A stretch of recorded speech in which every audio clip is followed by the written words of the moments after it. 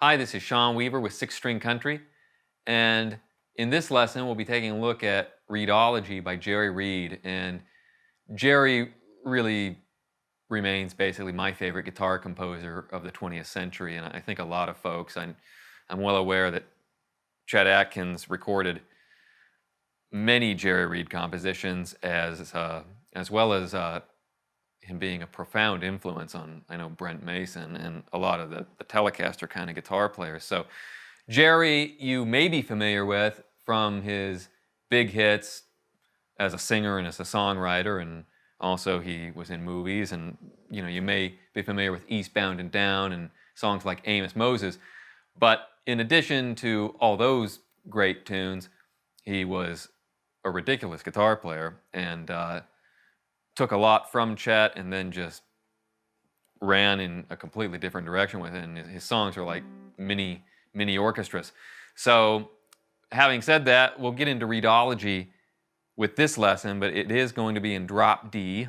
And just tune your sixth string down to low D. And I'm playing the Kirksand guitar. It's a guitar built by Kirksand on Laguna Beach. And the John Knowles this is actually John Knowles' old guitar. This was, I think, one of Kirk's prototypes, but our friend who, transcribed a bunch of stuff for Chet and Jerry and another one of those fingerstyle guitar guys. So that's what the guitar is about, and you don't have to play this on a nylon string guitar. Jerry liked playing these tunes on the gut string guitar, and that was part of his sound, in addition to a lot of times there'd be a little bit of compression on his guitar. And on this particular tune, there is a phaser on Jerry's guitar. So I'll be turning that on when we go along and play the full track here.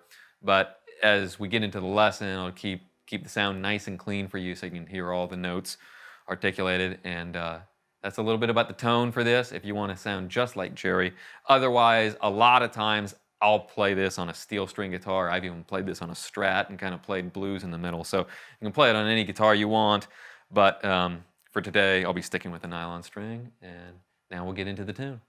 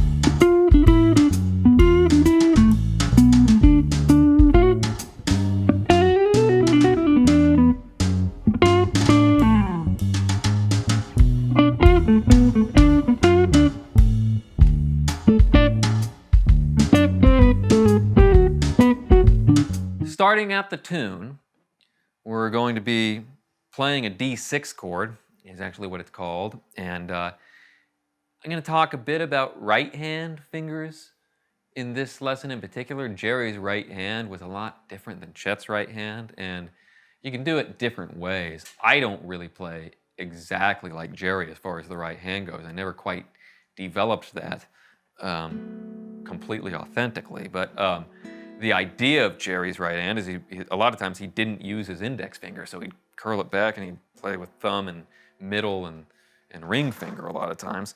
And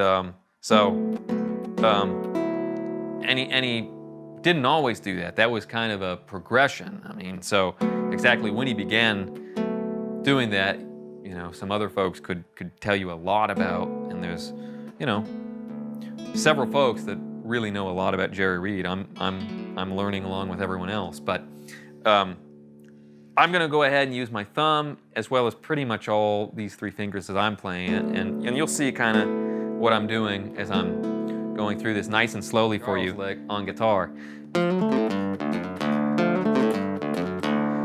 Then you're going to slide in, and this is a D7 sharp 9 chord. You're going to get there with your third finger and your fourth finger, and you start at the 4th fret on the 3rd string and the 5th fret on the 2nd string. And that'll be a grace note sliding into the 5th and the 6th fret. So just up 1 fret.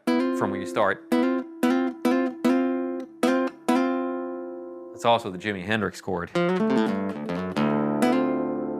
It's a great sounding chord. Mingus used that chord too, Charles Mingus, the great jazz composer. A lot of good uses for a dominant 7th sharp 9 chord, which is exactly what that is. You can't help it sounding bluesy when you use them too, and Jerry, you know, he was so bluesy so often in his guitar playing. And now let's go ahead and play the full final A section one time, nice and slowly, and then back up at tempo.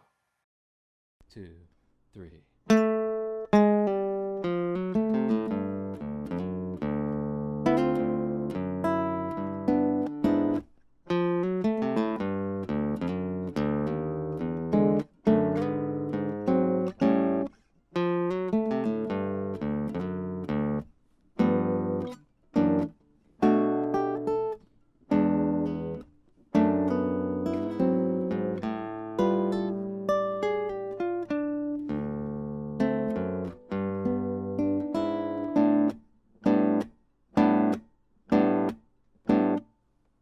And now let's play it at full performance tempo. 1, 2, 3.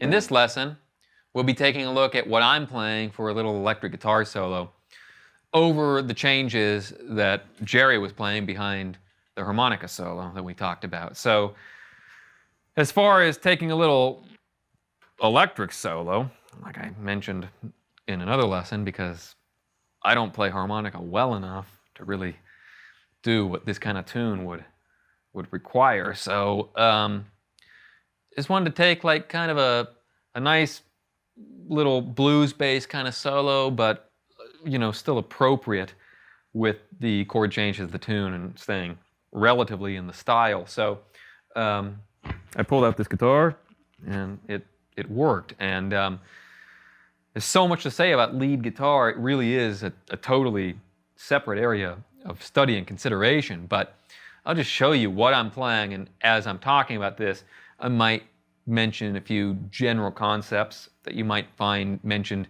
in other lessons here on the site. And you know, they're pretty global concepts. But just as far as the notes, I'm starting out with just this kind of stock blues phrase. I'm starting up at the 10th fret, the high E string, and following through with the 10th fret on the 3rd string, back to the 7th fret of the 3rd string, to the 9th fret of the 4th string, back up to the 7th fret of the 3rd string, to the 9th fret of the 4th string, to the 10th fret of the 3rd string. So the phrase I'm starting with is like this.